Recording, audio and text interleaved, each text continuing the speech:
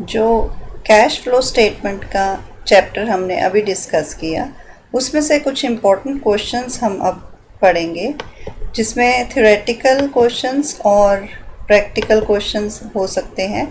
Theoretical questions हम पहले discuss करते हैं।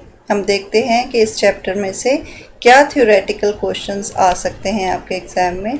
सबसे पहला क्वेश्चन जो आ सकता है वो है what is cash flow statement, how do you prepare it, show with example. तो इसमें आपने कैश फ्लो स्टेटमेंट प्रिपेयर करके बतानी है और एक एग्जाम्पल भी देना है, एक इलस्ट्रेशन देनी है साथ में। सेकेंड क्वेश्चन जो आ सकता है आपका वो है distinguish between fund flow statement and cash flow statement, discuss the objectives and limitations of cash flow statement. ये आपका बहुत इम्पोर्टेंट क्वेश्चन है, जिसमें आपको डिफरेंस पूछा जाएगा फंड फ्लो स्टेटमेंट और कैश फ्लो स्टेटमेंट का।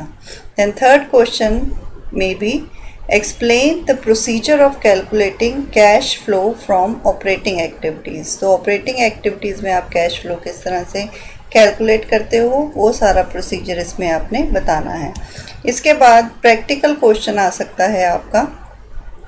प्रैक्टिकल क्वेश्चन में आपसे क्या पूछा जाएगा, आपसे कैश फ्लो स्टेटमेंट बनाने के लिए पूछा जाएगा, लेकिन आपको इन्फॉर्मेशन क्या दी हो सकती है, आपको इनकम स्टेटमेंट दी हो सकती है एक कंपनी की, कुछ एडिशनल इन्फॉर्मेशन दी हो सकती है और प्रॉफिट एंड लॉस अकाउंट भी दिया हो सकता है। अब इसमें से आपसे वो पूछेंगे कि आप कैश फ्लो स्टेटमेंट बना के दिखाएं।